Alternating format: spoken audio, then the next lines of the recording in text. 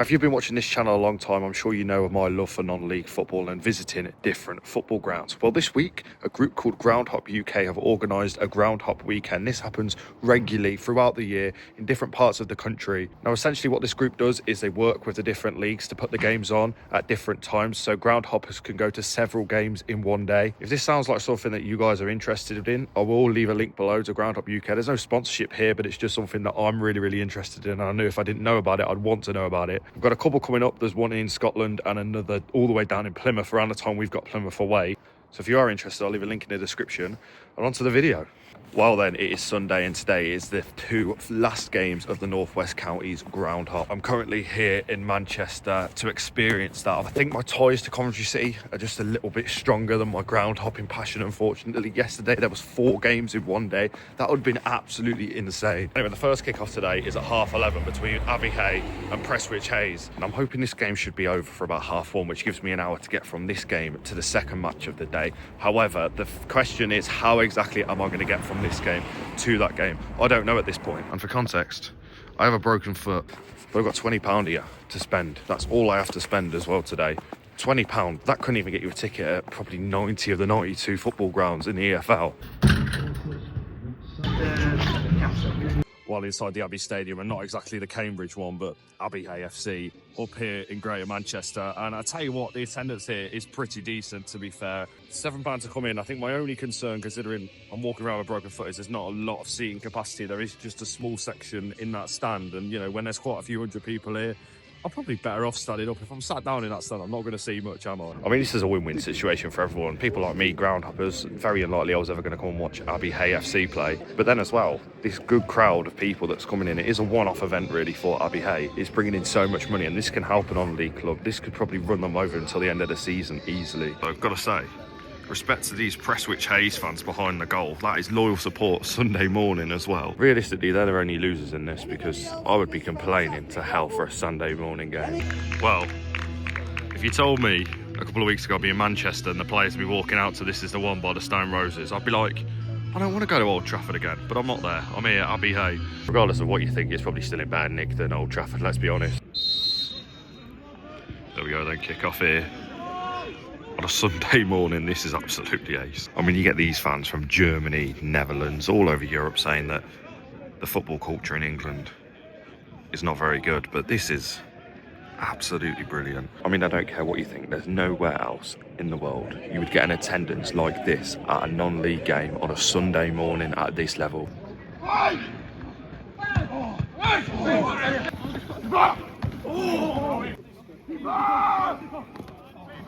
Well then, goalless at the break. Quite an end-to-end game, to be honest. Either team have really stood out as the better side. Abbey Hey have had the majority of the chances, but Prestwich Hayes has defended really well. They've kept them at bay. If you're looking at this as a division as well, and some of the other sides in it, the likes of Isle of Man, the likes of Bury, 700 here today, over 700. It's a really good attendance, but I can imagine when them clubs come here as well, them slightly bigger clubs, they do bring quite a boosted gate. Also, just speaking to a few people that have been coming to the Groundhops, apparently every single game so far has had a penalty in it. There was one yesterday that it was half-time 0-0, ended 3-1, so it might be 0-0 at half-time, but I'm still expecting a little bit of drama in this game. Also, the best thing about non-league, there was Prestwich fans down there at half-time, but they're actually able to move up this end, and that is the best thing about non-league for me. Actually, forget that. Do you know what the best thing about non-league is? Seeing all the dogs and stuff come as well, that's brilliant. And also another thing, right? Big respect to the grounds that have these things. They don't really know what they're doing, but that is like a pint holder. Or today a Lucasade holder anyway. Teams are now out for the second half. Hopefully we can see a goal in this game. Well, into the last 20 minutes of this game, Prestwich with the corner. It's crossed in. Way too much on that, I feel. And there's the penalty.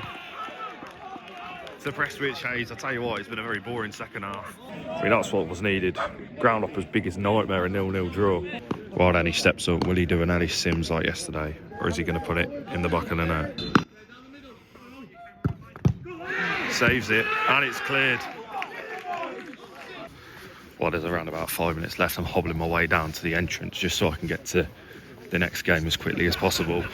Absolutely destined for a 0-0 this. A penalty save, end-to-end game, but neither keeper's had much to deal with it. This isn't good. People leaving early. Where are they all off to? They can't be counting that. The game's still going on here. Meet it, meet it! Well, then one final chance. With 4 minutes into 3 minutes of added time. Abbey Hey cross it in. The keeper hits it away. And there's the final whistle.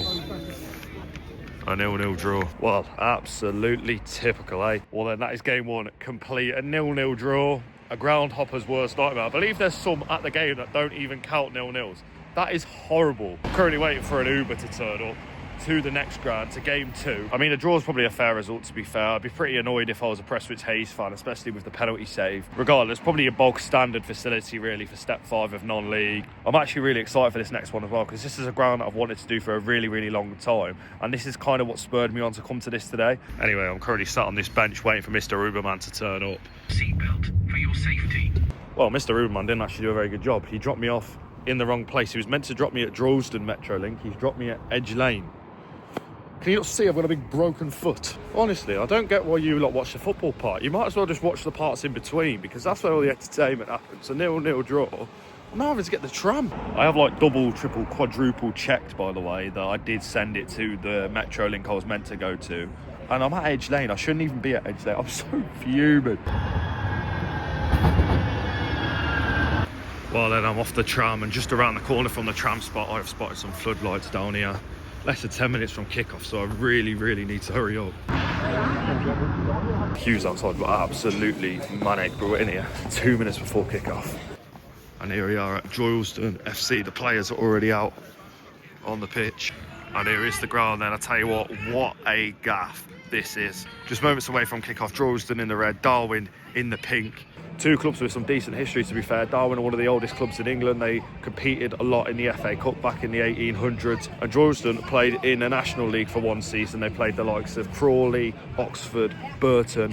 However, the club has fell on some hard times over recent years. They've had to reform. They're now playing in the 10th tier of English football, the North West Counties League, Division North. And here we are then, kick-off here in Droylsden. I hope it's not too much to ask, but all I want from this game is a goal, to be honest. Look at that, what a gaff.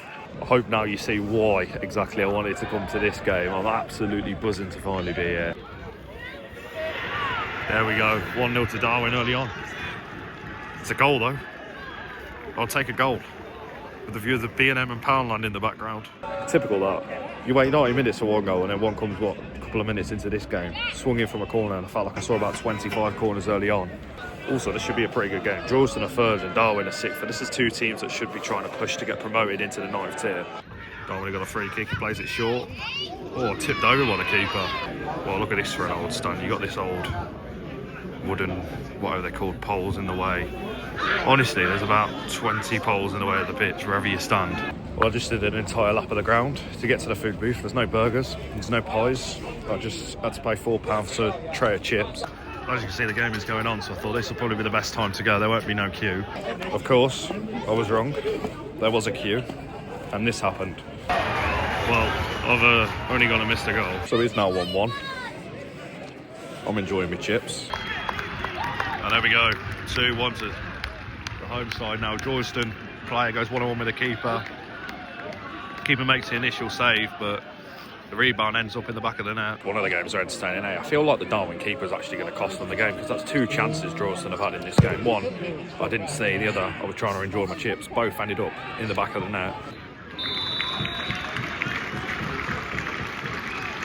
Well, that's a real decent first half. It does not feel at all like I'm at a step 10 game, pretty much the foot of the pyramid. At this level, they don't even play in the FA Cup, so I think that shows how low we are in the pyramid. I mean, I've been to games where there's literally been 12 people at this level of football, and here there's easily 1,000 people. It's actually crazy. I also complimented Abbey Hey for having them railings where you can put your pint or your drink on. Well, they've kind of got a wooden fence sort of thing here. Guess that's counting as well. I did test the ones behind the goal, by the way. They yeah, my drink was not standing on them. Well, both teams are out now, back on the pitch, ready for the second half. Hopefully some more entertainment. Now, I don't know what just happened then. The keeper's come out.